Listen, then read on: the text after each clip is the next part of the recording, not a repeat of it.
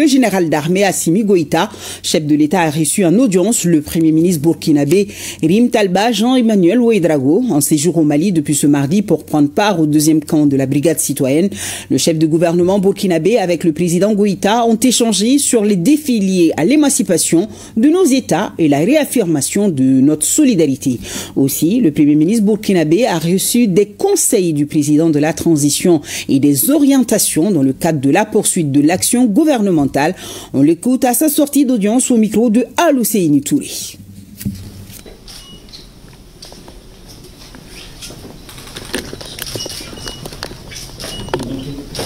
C'était un insigne honneur pour moi-même ainsi que pour toute la délégation qui m'accompagne. Évidemment, grâce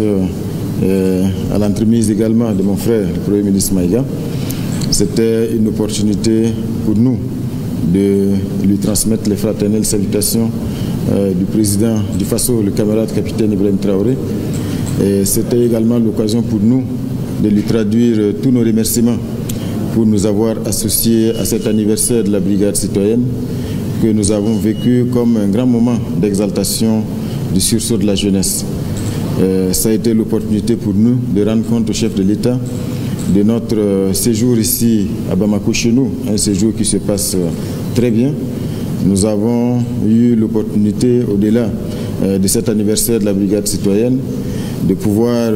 nous retrouver pour échanger sur des sujets d'intérêt du moment, faire un tour d'horizon des grands défis, mais également nous remotiver évidemment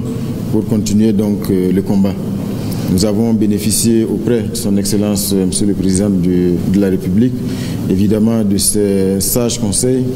et de ses précieuses orientations, afin de poursuivre la dynamique actuelle et surtout de travailler à l'amplifier.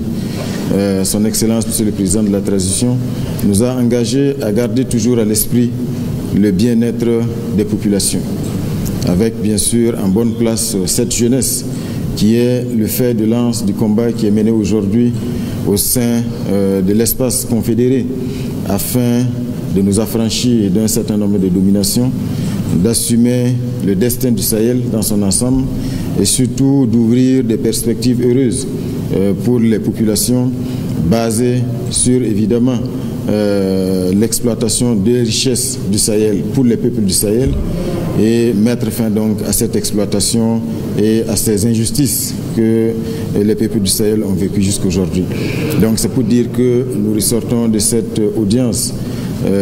plein de motivation, parce que son Excellence, Monsieur le Président de la Transition, nous a rappelé que le combat continue. Nous devons donc rester pleinement optimistes, mais également extrêmement vigilants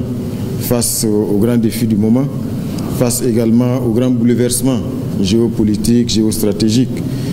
du monde et des bouleversements qui sont en cours et sur lesquels nous devons rester extrêmement attentifs.